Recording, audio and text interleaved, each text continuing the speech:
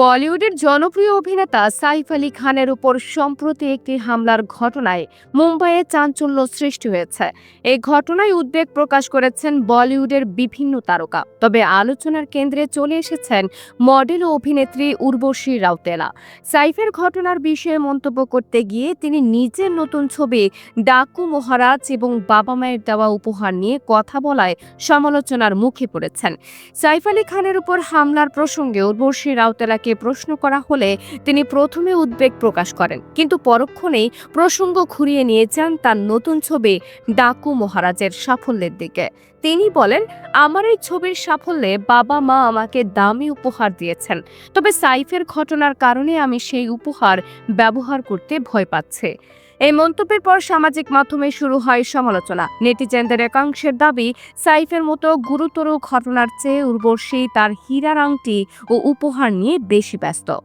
বিতর্ক বাড়ার পর উর্বশী রাউতেলা সম্প্রতি একটি সাক্ষাৎকারে নিজের অবস্থান ব্যাখ্যা করেন। তিনি জানান, আমাকে সাইফের ঘটনায় প্রশ্ন করা হয়েছিল খুব ভোরে।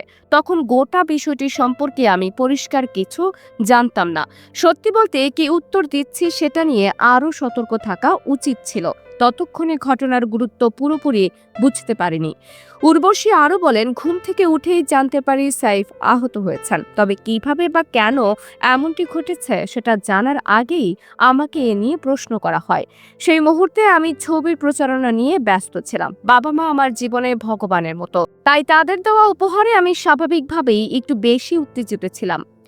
উর্বশী এ মন্তব্যের পর নেটিজেনদের একাংশ তাকে অসংবেদনশীল বলে আক্রমণ করেছেন। তাদের মতে, সাইফের মতো একজন সিনিয়র অভিনেতার উপর হামলার মতো গুরুতর ইস্যুকে উর্বশী গুরুত্ব না দিয়ে নিজের ব্যক্তিগত বিষয় নিয়ে বেশি কথা বলেছেন। তবে অভিনেত্রী এই অভিযোগ অস্বীকার করে বলেছেন, আমি নিজের জিনিস নিয়ে বড়াই করিনি, এমন কিছু করতে চাইনি যা অন্যদের আঘাত করতে পারে। সেদিন পরিস্থিতি বুঝে সঠিকভাবে উত্তর দেওয়া উচিত ছিল, যা এখন উপলব্ধি করছে।